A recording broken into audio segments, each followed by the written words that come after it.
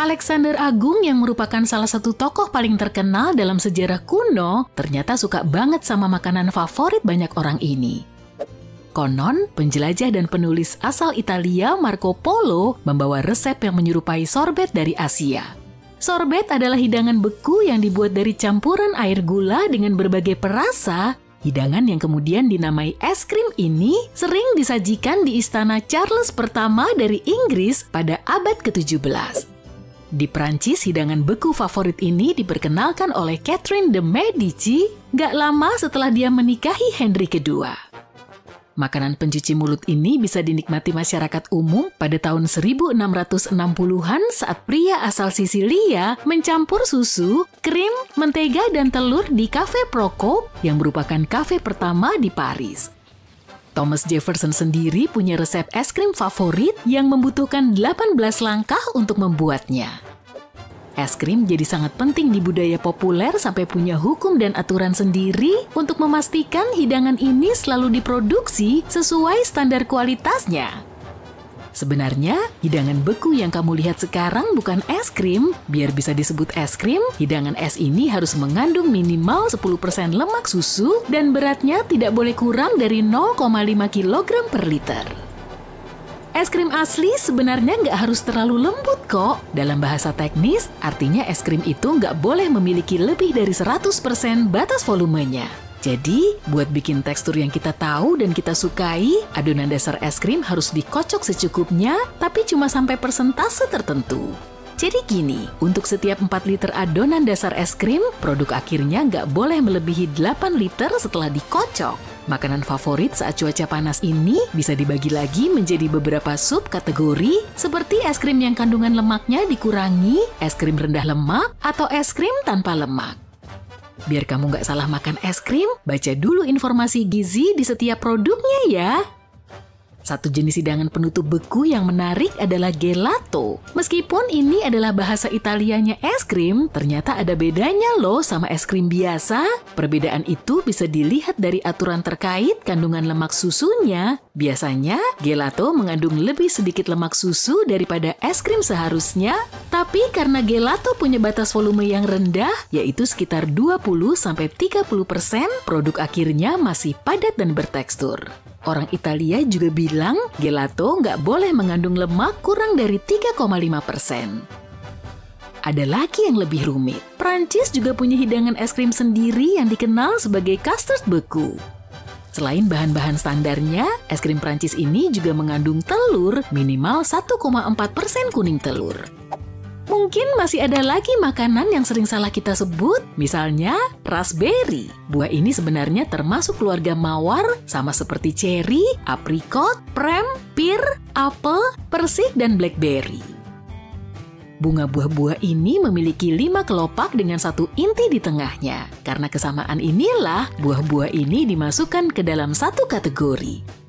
Pisang dianggap berry, sementara itu stroberi bukan karena masuk famili mawar. Ternyata kita punya kesamaan DNA dengan pisang sekitar 50% loh. Pantesan aja, pisang dan orang-orang tertentu sama-sama punya daya tarik. Ternyata kita salah kaprah nih. Coklat putih sebenarnya bukan coklat karena nggak mengandung coklat padat. Bahan-bahannya terdiri dari gula, produk susu, vanila, lecitin, dan mentega kakao. Ada alasannya kenapa orang tua di seluruh dunia memaksa anak mereka untuk makan brokoli. Berdasarkan kebutuhan kalori dasar, ternyata brokoli punya kandungan protein yang hampir sama dengan steak. Mungkin orang tua nggak tahu itu, tapi dari kandungan rendah lemaknya, brokoli punya banyak manfaat kesehatan lain dibanding daging. Sekarang kita tahu saus tomat sebagai cocolan kentang goreng, tapi dulu saus tomat dianggap punya khasiat pengobatan. Pada tahun 1800-an, seorang dokter di Ohio bilang tomat bisa membantu mengatasi masalah pencernaan, lalu dia menerbitkan resep seperti saus tomat yang kemudian diubah menjadi obat. Hei, kamu mau makan kentang goreng dicocol obat? Ngomong-ngomong soal kentang goreng, ternyata salah satu hidangan paling populer di dunia ini bukan asal Prancis. Hidangan ini sebenarnya berasal dari Belgia, tapi diberi nama French fries karena potongannya. Atau mungkin juga karena nama Brazil udah dipakai untuk nama kubis. Kamu punya selai kacang kan? Kamu pasti nggak tahu bahwa selai ini sangat berharga. Bukan buat sandwich aja loh. Penelitian menunjukkan orang Amerika makan selai kacang sangat banyak tiap tahunnya sampai bisa dibuat untuk melapisi dasar Grand Canyon. Lebih tepatnya, jumlahnya sekitar 227 juta kilogram. Wah, kalau ada yang bener ngelakuin itu, aku bakal nonton. Sebenarnya salmon nggak selalu berwarna pink. Salmon liar berwarna pink karena banyaknya udang yang mereka konsumsi. Tapi salmon hasil budidaya umumnya berwarna putih. Jadi produsen harus nambahin pigmen dari tumbuhan supaya berwarna pink muda. Warna wortel juga awalnya bukan oranye. Warna kuning kemerahan yang kita tahu sekarang berasal dari mutasi gen yang dialami sayuran terkenal ini pada abad ke-16. Warna asli wortel sebenarnya adalah putih atau ungu. Kayak saus tomat yang jadi cocolan kentang goreng, kamu juga pasti mendapat wasabi untuk cocolan sushi kan? Kemungkinan besar itu adalah lobak pedas. Harga wasabi asli cukup mahal, jadi 99% restoran di Amerika mengganti wasabi dengan lobak pedas biasa. Sayuran ini sering terlihat dalam satu kemasan di supermarket, padahal paprika merah, hijau, dan kuning sebenarnya nggak sama. Kamu butuh bibit berbeda untuk menanamnya karena paprika ini berasal dari jenis tumbuhan berbeda. Kamu tahu nggak, 1 dari 4 kacang hazel bakal berakhir di stopless Nutella. Selai ini populer banget sampai saintis mencari cara untuk menumbuhkan kacang hazel di laboratorium biar nggak ada kekurangan kacang ini di dunia. Coba pikirin itu deh waktu kamu minta ekstra topping. Iya, memang ada tanggal kedaluarsa di botol air, tapi air nggak akan kedaluarsa. Tanggal itu sebenarnya untuk botolnya, karena zat berbahaya dalam plastiknya bisa bocor ke air. Kamu penasaran kenapa makanan di pesawat rasanya hambar? Kamu pasti nyalahin juru masaknya kan? Ketinggian ternyata berdampak pada zat-zat kimia di tubuhmu dan bikin rasa makanan di pesawat menjadi berbeda. Kamu pasti pernah menambahkan ini ke salad, tapi kamu nggak tahu kan bahwa cilantro dan koriander itu ternyata berbeda. Koriander itu biji ketumbar, daun dan batang ketumbar disebut cilantro. Oh gitu ya.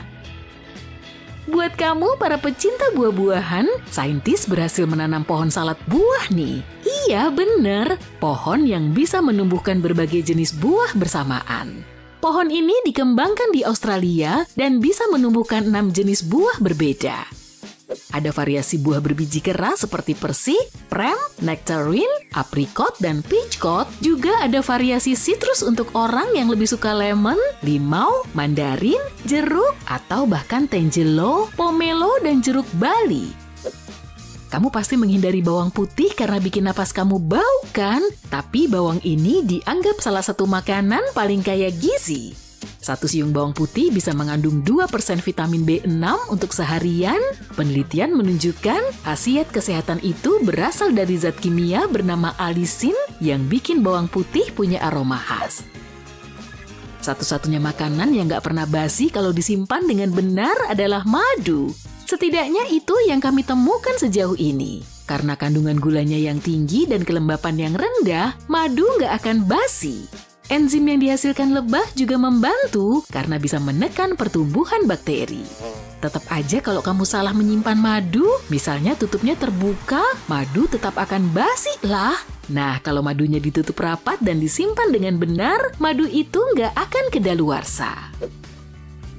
Kalau kamu baru belajar masak, pasti kamu senang saat tahu bahwa jamur nggak akan alot saat kelamaan dimasak. Karena jamur itu mengandung polimer bernama kitin. Zat ini bikin jamur tetap empuk meskipun dimasak beberapa menit sampai 1 jam. Langsung aja tambahin mentega dan bawang putih. Menurutmu gimana rasanya? Marsupialia atau hewan berkantong biasanya punya kantong yang menghadap ke atas. Lain halnya dengan wombat, hewan bergigi banyak ini sangat suka menggali sehingga kantongnya menghadap ke bawah atau mengarah ke cakar belakang. Dengan begini, ia bisa menggali tanah tanpa membahayakan anaknya. Nah, semua bayi marsupialia disebut joey. Di antaranya anak kanguru, koala, dan tentunya wombat. Laba-laba memang berotak kecil, tapi jaringnya menjadi alat bantu yang canggih. Fungsinya untuk melihat, mendengar, dan merasakan kondisi di sekitar. Hebatnya lagi, jaring ini juga sebagai penyimpan ingatan. Laba-laba tidak mengingat-ingat lokasi mangsanya, tapi membiarkannya terperangkap di jaring. Tikus kanguru bisa bertahan hidup selama bertahun-tahun tanpa air. Hewan ini terhidrasi dengan mengonsumsi biji-bijian. Hidup di gurun gersang pun tak jadi masalah. Kadal basilis bisa berlari di atas air. Kaki belakangnya berjemari panjang dan dilengkapi dengan jumbai kulit yang akan membuka di dalam air. Sehingga saat bersentuhan dengan air, permukaan kakinya menjadi luas. Bisa ngebut deh. Saat ikan capungan Ambon memakan banyak zooplankton tertentu, mikroorganisme ini akan bersinar di dalam tubuhnya. Predator pun akan semakin mendeteksi tubuhnya. Kemudian, ikan ini akan memuntahkan plankton yang ditelan. Warna yang dikeluarkan terlihat seperti api kebiruan. Ada loh spesies ubur-ubur yang bisa hidup selamanya di lautan. Di akhir masa hidupnya, hewan ini akan berubah kembali menjadi polip dan memulai siklus kehidupannya. Mata tarsius termasuk yang terbesar dilihat dari perbandingan ukuran mata dan tubuhnya. Organ ini hampir mengisi seluruh kepalanya. Karena itulah ia bisa melihat dengan jelas saat malam dan siang hari.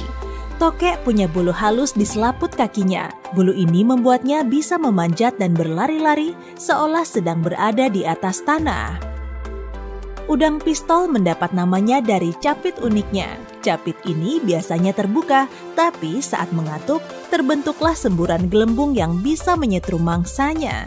Hentakannya sangat kuat sehingga menghasilkan kilatan cahaya dan menaikkan suhu air hingga setara dengan suhu di permukaan matahari. Oposum merupakan musuh bebuyutan ular. Hewan ini kebal terhadap bisa ular dan sangat suka memangsa ular. Tapi beda lagi dengan posum loh ya.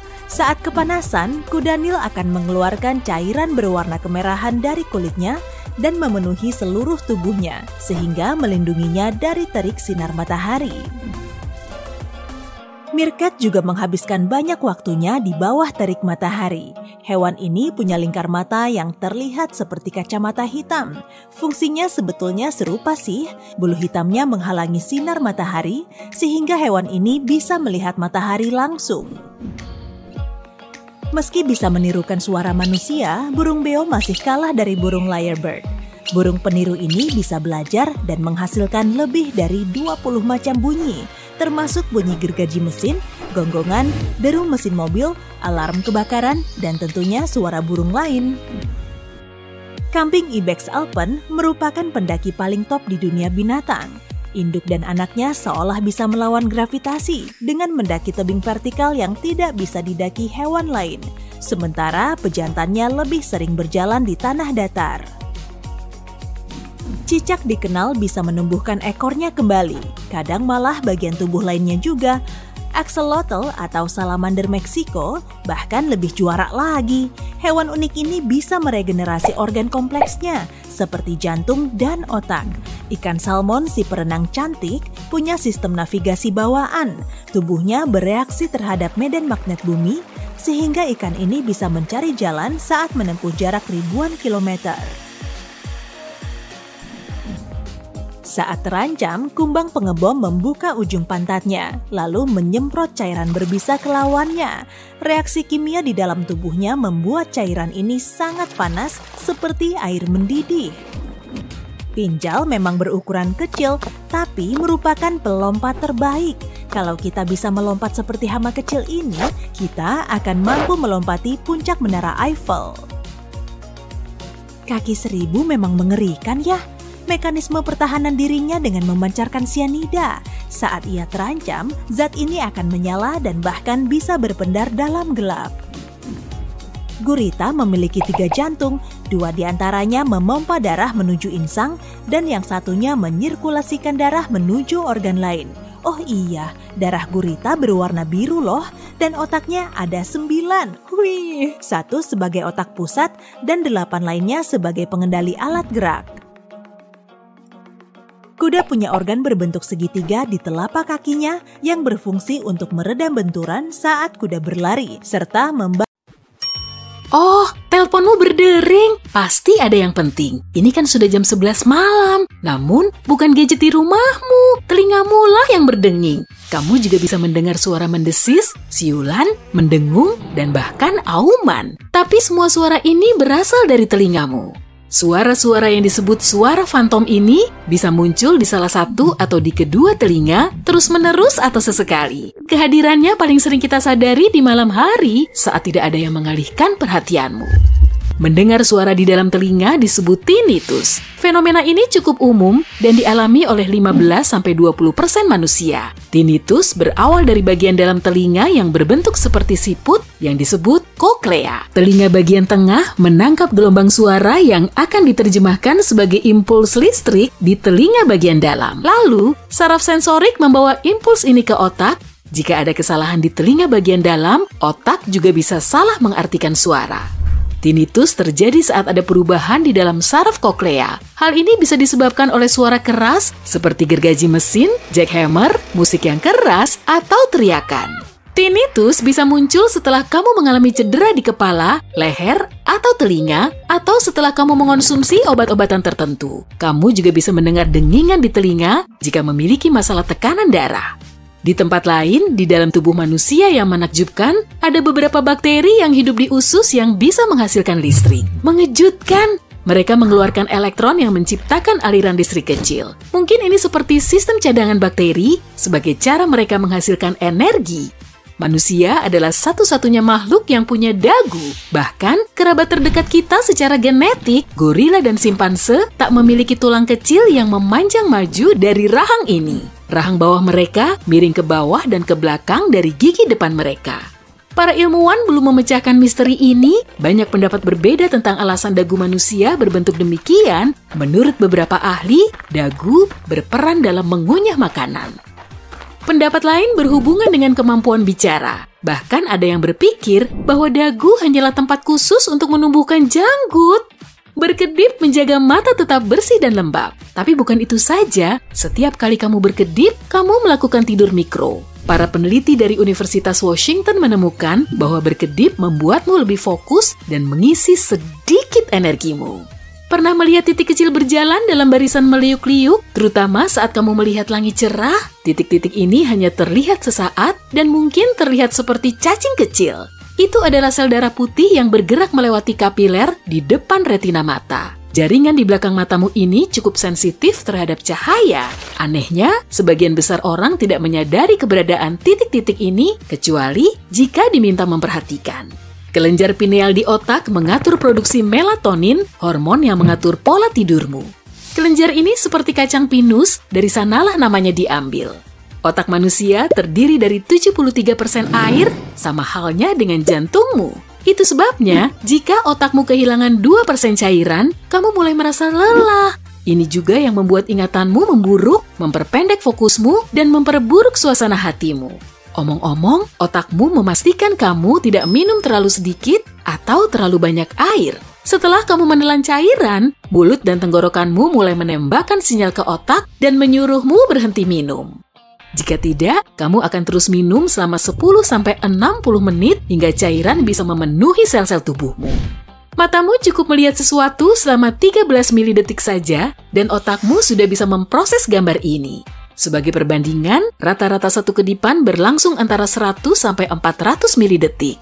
Meskipun bukan otot terkuat dalam tubuh, lidahmu tidak pernah lelah. Ini karena jaringan penyusunnya, lidah terbuat dari 8 otot yang saling terjalin. Tapi tak seperti otot lain di tubuhmu, otot pada lidah tidak terletak di sekitar tulang pendukung. Struktur lidah mirip dengan belalai gajah atau tentakel gurita. Tubuhmu memancarkan cahaya. Itu sebabnya mereka memanggilku Sani, Sani. Kamu terlihat terang pada pukul 4 sore dan kilaumu tidak begitu terpancar pada pukul 10 pagi. Untungnya, kilauan ini 1000 kali lebih lemah daripada yang bisa dilihat matamu. Keringat umumnya adalah campuran air dengan protein, gula, amonia, dan banyak zat lainnya. Keringat bahkan mengandung sedikit logam seperti tembaga, seng, nikel, besi, dan sebagainya. Dan keringat terasa asin karena kandungan natriumnya. Selain itu, semakin banyak garam yang kamu makan, semakin asin keringatmu. Tubuh mencoba menyingkirkan kelebihan garam dan cara tercepat adalah lewat keringat. Dalam tubuh orang dewasa, darah menyumbang 7 hingga 8% dari total berat badan manusia. Sekitar 55% kandungan darahmu adalah plasma cair. Sisanya terdiri dari sel darah merah dan putih, serta trombosit yang membentuk gumpalan dan mencegah perdarahan. Kamu tidak bisa menelan dan bernapas secara bersamaan. Makanan yang kamu telan dan udara yang kamu hirup awalnya masuk ke bagian tenggorokan yang sama. Baru kemudian, sedikit lebih dalam, salurannya terbagi menjadi esofagus untuk makanan dan cairan dan trakea untuk udara. Saat kamu menelan, saluran pernapasan otomatis tertutup. Ini mencegah makanan masuk ke sana. Tapi aku punya sejumlah fakta nih yang pastinya akan bikin kamu melongo. Kapasitas perutmu ternyata mantul juga loh, karena bisa menampung sampai 2 liter air atau kurang lebih 1 botol soda berukuran besar. Kalau untuk makanan padat, jumlah maksimumnya agak sulit diperkirakan karena sebelum masuk ke perut, kamu perlu mencernanya dengan gigi. 1 ekor sapi utuh jelas nggak akan muat lah, tapi kalau 1 ayam utuh ukuran besar, mungkin muat. Coba tebak, posisi perutmu tuh sebetulnya di sebelah mana sih? Kalau kamu mengiranya ada di sekitar pusar, salah, bukan di situ. Tapi ada di atas sini, di balik sela-sela tulang rusuk. Ilmuwan meyakini usus buntu lama-lama juga akan hilang. Fungsi aslinya memang belum diketahui pasti, tapi sebagian peneliti mengklaim organ ini membantu nenek moyang kita mencerna kulit pohon. Sekarang ini, menu makanan sehari-hari kita sudah berubah, jadi usus buntu tidak diperlukan lagi. Bahkan bisa dihilangkan dari tubuh kita tanpa menimbulkan efek yang berarti. Bukan cuma usus buntu kok, gigi bungsu pun tidak punya fungsi penting lagi. Dulu gigi ini bisa menggantikan gigi geraham nenek moyang kita yang telah tanggal, tapi sekarang kita harus merogoh kocek yang lumayan dalam hanya untuk mencabutnya. Hampir sekujur tubuh kita tertutup oleh rambut, termasuk area pusar. Rambut ini berfungsi untuk menangkap serat kain. Nggak percaya? Ya udah, cek sendiri aja kalau gitu. Hati berperan penting dalam melindungi tubuh dari racun dan berbagai zat berbahaya lainnya. Organ ini juga sangat tahan banting dan bisa beregenerasi. Tubuhmu yang sebenarnya cuma terdiri atas 43% dari totalnya. Lebih dari 50% sel di dalam tubuh berupa organisme kecil yang banyak hidup di usus. Meski persentase selmu lebih kecil daripada sel mikroba, jumlah rata-ratanya kurang lebih 100 triliun. Jangan sedih lagi ya, teman-temanmu banyak tuh. Ada yang seru lagi nih, genmu sendiri tidak sampai setengah dari seluruh gen yang ada di tubuhmu. Kalau kamu menghitung semua gen dari mikroba di tubuhmu, jumlah totalnya sekitar 2-20 juta. Saat kamu tidur pun, sebagian dari tubuhmu tetap terjaga. Bahkan kadang, otak harus bekerja ekstra saat kamu terlelap. Organ super ini perlu memproses banyak informasi, sehingga juga perlu aktif dalam waktu lama. Hidung termasuk salah satu organ tubuh yang juga beristirahat saat kamu tidur. Bisa dibilang, indera penciumanmu ini non-aktif, bahkan kamu nggak akan terusik saat ada bau menyengat yang bersumber dari dalam kamar. Nah, rajin-rajin bersihkan kamarmu ya. Rupanya kita sering menganggap remeh indera penciuman kita ini, padahal tanpanya, makanan akan terasa hambar. Sekitar 80% rasa makanan bisa kita kecap karena peranan hidung yang bisa mengenali bau. Dengan menutup hidung saat makan, kamu hampir tak bisa mengecap rasanya. Tanpa indera penciuman, kemungkinan kamu akan bisa mengenali makanan melalui teksturnya. Jadi, bawang bombay dan apel segar kemungkinan akan terasa sama.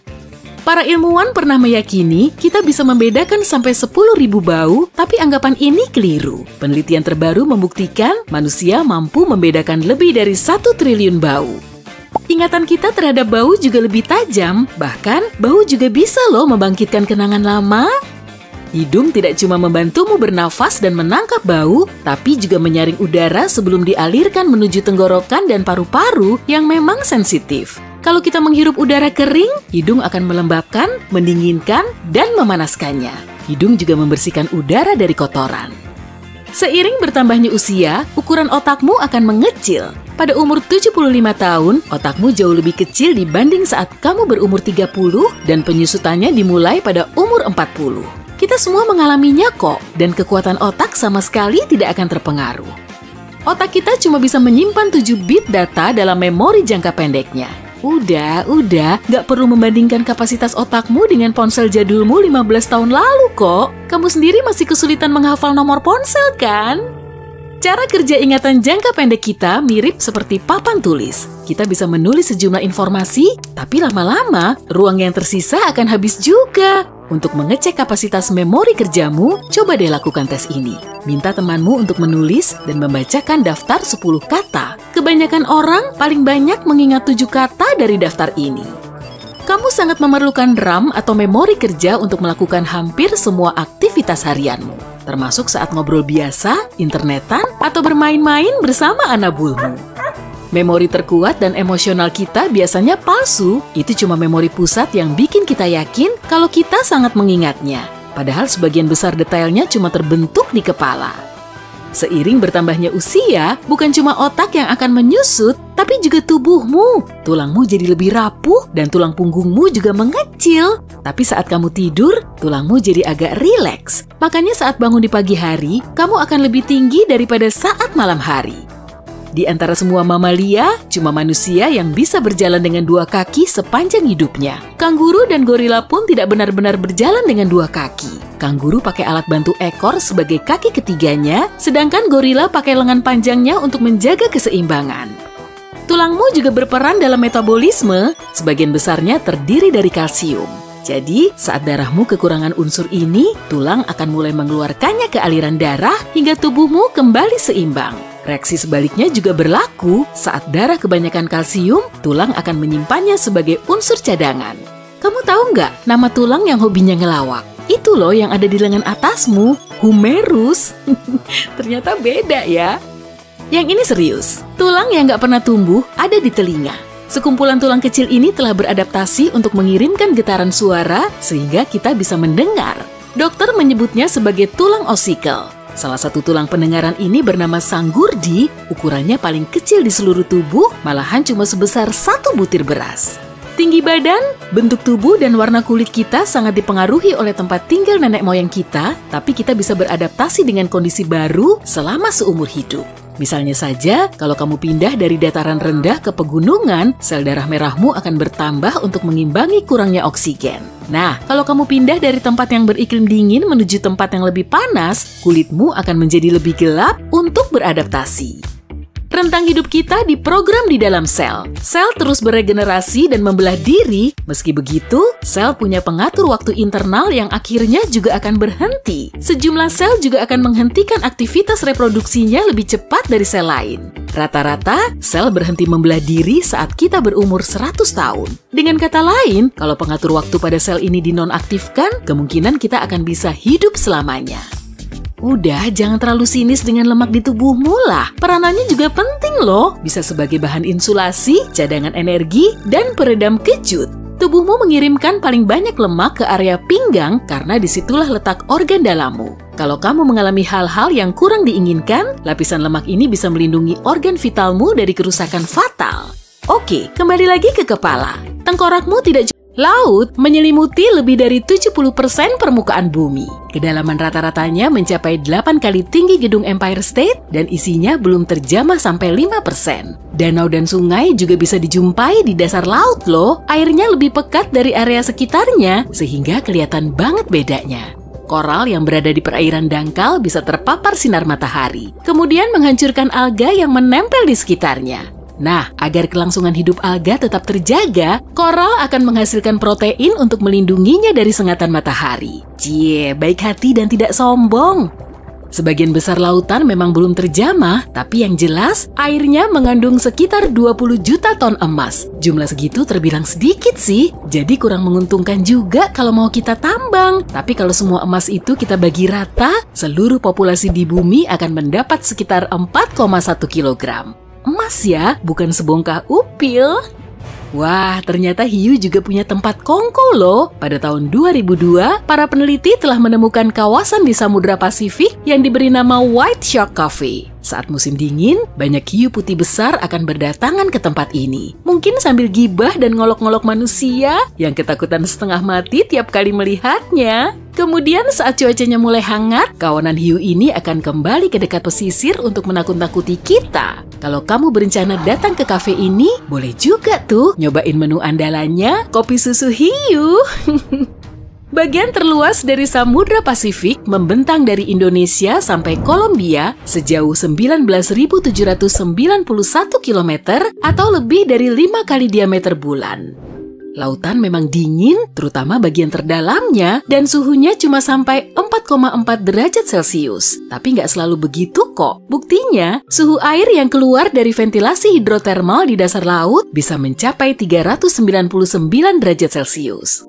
Otak manusia memang paling unik ya, karena bisa mengecil. Saat kita menua, ukuran otak akan terus menyusut. Hal ini bisa dipicu oleh kesepian dan kebiasaan mengucilkan diri. Padahal, hewan seperti monyet dan simpanse nggak mengalami masalah ini loh. Mungkin karena kita keseringan nonton sinetron?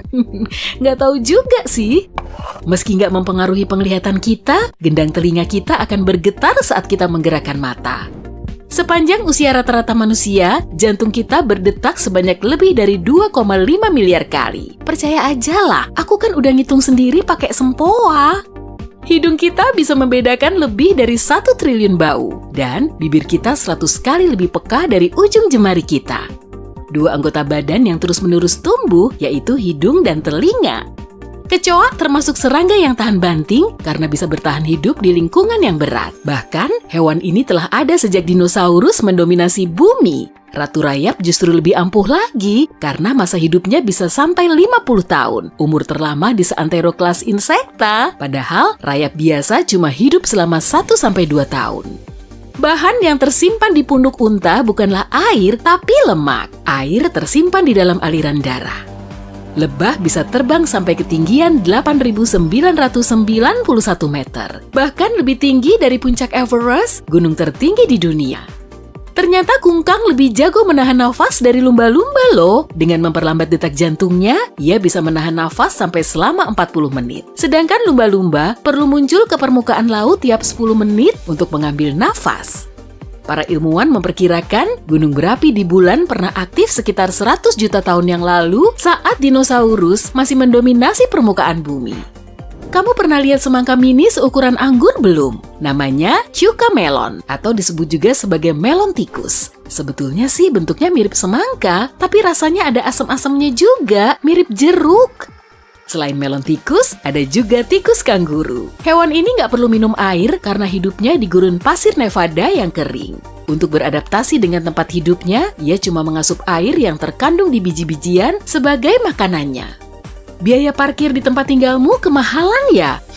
Lebih mahal dari Hong Kong? Jangan salah, biaya parkir di sana memang mahal banget. Untuk parkir di area seluas 12,54 meter persegi di depan gedung The Center saja, pemilik mobil harus membayar 14,2 miliar rupiah. Hah? Mending naik kendaraan umum aja lah.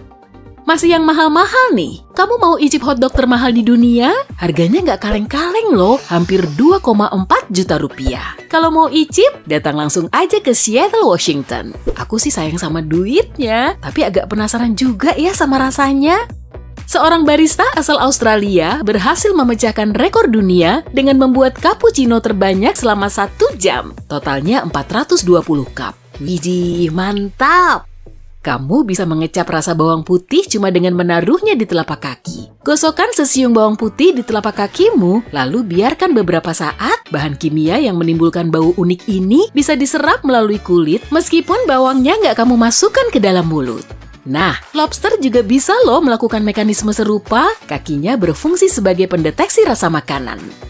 Para peneliti telah menemukan seabrek bukti hewan purba dan nenek moyang manusia yang hidup ribuan tahun lalu seperti tulang belulang, gigi, perkakas, batu, dan permen karet buatan sekitar 10.000 tahun yang lalu.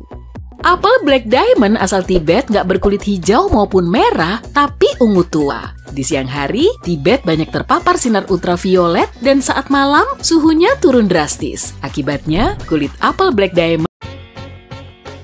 Logo Mozilla Firefox berbentuk rubah yang memeluk bumi. Awalnya, logo browser ini berbentuk burung phoenix yang hidup lagi dan didesain pada tahun 2002. Saat itu, nama browsernya adalah Mozilla Firebird. Dan 2 tahun kemudian, diganti menjadi Firefox. Nama ini merupakan panggilan panda merah dalam bahasa Inggris. Panda merah termasuk hewan langka dari Asia yang dilindungi. Ada gambar beruang yang berdiri tegak dalam logo Toblerone yang terkenal itu. Coklat batang berbentuk piramida itu dibuat di Bern, ibu kota Swiss, oleh Emil Baumann dan Theodor Tobler. Coklat ini mendapat julukan City of Bears dan di logonya terdapat beruang. Makanya, hewan ini muncul di gambar Gunung Matterhorn yang menjadi inspirasi dari logo tersebut. Gambar cewek tersenyum dalam logo Wendy's terinspirasi dari anak perempuan sang kreator, Dave Thomas. Dan Wendy sendiri adalah nama panggilan cewek itu. Kalau diamati baik-baik, di kerah bajunya tertulis kata mom, baik sengaja maupun enggak. Dengan cara ini, Wendy's bertujuan untuk menyajikan hidangan rasa rumahan untuk para pengunjungnya. Jam 9:41 menjadi waktu yang selalu tertera pada iklan iPhone. Hal ini tentu ada alasannya. Pada tahun 2007, Steve Jobs pertama kali memperkenalkan iPhone di hadapan publik setelah melakukan presentasi selama 41 menit, tepatnya pada jam 9:41 pagi. Logo Apple yang pertama didesain pada tahun 1976 dan menampilkan Sir Isaac Newton yang duduk di bawah pohon dengan satu apel yang nyaris jatuh mengenai kepalanya. Banyak orang menganggapnya terlalu ribet dan kurang jelas, jadi Steve Jobs menggantinya. Desainer logo baru Rob Yenov telah bikin logo Apple yang kita kenal sekarang ini. Kemungkinan dia terinspirasi dari logo awal, tapi lebih menyederhanakannya aja. Dia juga nambahin gambar gigitan biar nggak ada yang menyangkanya sebagai cherry, peach, atau buah bulat lain yang punya tangkai. Tanpa disadari, dia juga nambahin permainan kata yang menarik. Gigitan apel atau bite terdengar mirip seperti istilah komputer. Logo Toyota melambangkan kesamaan hati antara pelanggan dengan perusahaan. Dua bentuk oval yang tumpang tindih merepresentasikan huruf T pada Toyota dan bentuk setir. Bentuk oval di bagian luarnya menggambarkan dunia yang merangkul Toyota, celah yang terdapat di latar belakang merepresentasikan nilai perusahaan yang mencakup kualitas tinggi, melebihi ekspektasi, kesenangan berkendara, inovasi dan integritas dalam keselamatan, lingkungan, dan tanggung jawab sosial. Asuransi jiwa bagi para astronot sangat mahal karena misi ini sangat berbahaya dan nggak bisa diprediksi. Karena nggak bisa mengupayakannya, mereka menandatangani surat yang bisa dijual oleh keluarga mereka untuk mendanai biaya fantastis kalau mereka kenapa-napa.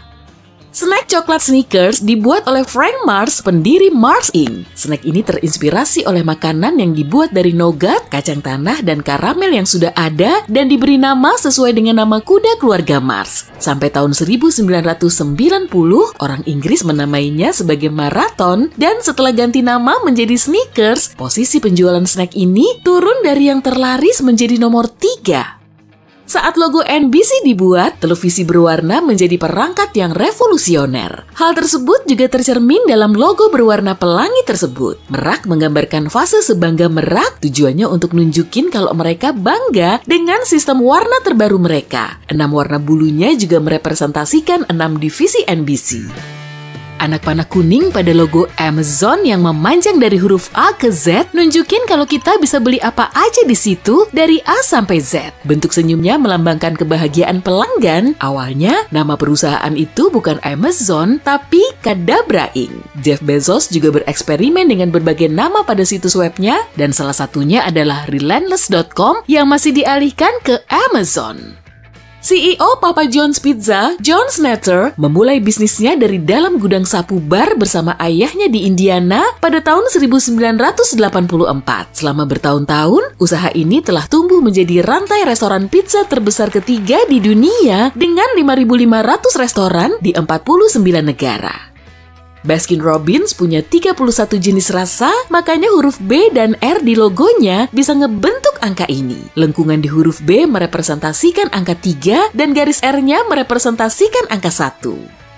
Kamu masih bisa mengunjungi situs web pertama di dunia sampai sekarang loh. Situs ini bernama The World Wide Web Project dan dibuat pada tahun 1991.